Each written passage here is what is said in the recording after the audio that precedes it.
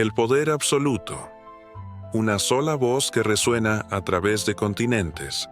Un solo rostro en las pantallas de 8.000 millones de personas. Un solo dedo sobre todos los botones. Imagina despertar mañana con un anuncio que sacude los cimientos de nuestra civilización. A partir de hoy, todas las naciones del mundo han acordado ceder su soberanía a un gobierno único y centralizado, liderado por una sola persona. Las banderas nacionales descienden lentamente por última vez. Las fronteras se vuelven meras líneas administrativas. La primera consecuencia la sentirías de inmediato: la uniformidad. Las leyes que rigen desde Toronto hasta Tokio, desde El Cairo hasta Canberra, serían idénticas. Un solo código penal, un solo sistema educativo, una sola política económica. La diversidad de sistemas que hoy permite que existan países donde puedes expresar libremente tu identidad, mientras en otros serías perseguido por ello, desaparecería. Piénsalo. Esa persona tendría que decidir si el aborto es legal o ilegal. Para todos. Si la pena de muerte se aplica o no, para todos. Si las armas son permitidas o prohibidas, para todos. Una sola visión moral impuesta sobre culturas que han evolucionado en caminos radicalmente diferentes durante milenios. El mecanismo de gobierno sería necesariamente piramidal. Un solo ser humano no puede administrar directamente un planeta. Representantes regionales, que a su vez designan líderes locales creando una cadena de mando que llega hasta el último rincón habitado. Cada eslabón de esa cadena sería un punto de potencial corrupción o resistencia. Como en aquel antiguo juego telefónico, ¿qué tanto de la voluntad original llegaría intacta hasta la periferia? Y más importante, ¿qué tanto de la realidad periférica llegaría intacta hasta la cúspide? Aquí radica una paradoja fundamental. Mientras más concentrado está el poder, más depende de la información que otros proporcionan. El gobernante único sería, irónicamente, el más vulnerable a la manipulación informativa. ¿Cómo sabría lo que realmente ocurre en las calles de Lagos, en los campos de Montana, en las fábricas de Guangzhou? Sus ojos y oídos serían otros humanos, con sus propios intereses. Como en la alegoría de la caverna de Platón, solo vería sombras de la realidad, proyectadas por quienes controlan la luz. La tecnología podría ofrecer soluciones parciales: vigilancia masiva, análisis de datos a escala planetaria, inteligencia artificial. Pero incluso con estas herramientas, la realidad es demasiado vasta, demasiado compleja para ser comprendida por una sola mente. Y luego está el problema del tiempo. Un día sigue teniendo 24 horas para todos, incluso para quien gobierna el mundo. ¿Cuántas decisiones cruciales pueden tomarse en ese lapso? La delegación sería inevitable, y con ella, la dilución del poder absoluto. Las consecuencias económicas serían profundas. Posiblemente veríamos una moneda única planetaria. Los recursos podrían distribuirse según un plan centralizado, potencialmente reduciendo las desigualdades extremas entre regiones. Pero, ¿qué sistema económico se impondría? Un capitalismo global sin competencia entre estados, un socialismo planetario de planificación centralizada, sin la presión competitiva entre naciones que incentivaría la innovación. La diversidad de sistemas económicos ha funcionado como un laboratorio evolutivo, donde diferentes modelos son probados simultáneamente. Un sistema único perdería esta ventaja adaptativa. La realidad cultural se transformaría drásticamente. La homogeneización sería casi inevitable. Con medios de comunicación controlados centralmente, sistemas educativos estandarizados y políticas culturales uniformes, las diferencias entre pueblos se irían diluyendo. Lenguas minoritarias, tradiciones locales, cosmovisiones alternativas, todo lo que no encaje en la visión del gobernante único se vería amenazado.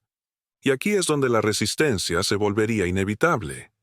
Porque si algo nos enseña la historia humana es que la diversidad no es solo una realidad, es una necesidad. Somos una especie que ha prosperado precisamente porque hemos explorado múltiples caminos simultáneamente. Los contrapoderes emergerían naturalmente. Redes clandestinas de comunicación, economías subterráneas, comunidades que preservan sus tradiciones a escondidas. La resistencia cultural es como el agua. Siempre encuentra grietas por donde fluir. La seguridad global presentaría tanto ventajas como riesgos existenciales. Las guerras entre naciones serían cosa del pasado. Los conflictos armados se reducirían a insurgencias contra el poder central, significativamente menos destructivas que los enfrentamientos entre ejércitos nacionales modernos. Pero el riesgo de colapso sistémico aumentaría exponencialmente. En un sistema diversificado de naciones independientes, el fracaso de una no necesariamente arrastra a las demás. En un sistema único, un error crítico podría desencadenar un colapso civilizatorio sin precedentes. La concentración del poder significa también concentración del riesgo. Y luego está la cuestión de la sucesión. Los seres humanos somos mortales. Incluso el gobernante más poderoso enfrenta la misma certeza que el más humilde de sus súbditos. Eventualmente dejará de existir. ¿Cómo se transmitiría el poder absoluto? Sería hereditario. Se designaría un sucesor. Cada transición de poder sería un momento de vulnerabilidad extrema para todo el sistema. Sin los mecanismos de alternancia ordenada que ofrecen las democracias, o la estabilidad dinástica de las monarquías tradicionales, el gobierno mundial podría enfrentar crisis periódicas que amenazarían su existencia misma. Una consecuencia inesperada sería la transformación de la identidad humana. Hoy nos definimos en gran medida por nuestras nacionalidades. Soy mexicano, soy japonesa, soy nigeriano. Estas afirmaciones cargan con siglos de narrativa compartida. En un mundo de gobierno único, ¿qué reemplazaría estas identidades? Quizás emergerían identidades regionales más fuertes, o tal vez las identidades religiosas, étnicas o ideológicas cobrarían mayor relevancia. O podría surgir por primera vez una verdadera identidad planetaria. Soy humano, como categoría principal de pertenencia. La ciencia experimentaría transformaciones radicales. Sin la competencia entre naciones que ha impulsado grandes avances, los incentivos cambiarían. Veríamos una ciencia más coordinada, con menos duplicación de esfuerzos. Proyectos a escala planetaria se volverían más viables. Terraformación, geoingeniería, megaestructuras imposibles en el marco de naciones competidoras. Pero también existiría el riesgo de estancamiento. La diversidad de enfoques científicos, la competencia entre paradigmas, la libertad de explorar caminos no ortodoxos. Todo esto podría verse comprometido bajo un control centralizado del conocimiento. La relación con nuestro planeta cambiaría fundamentalmente.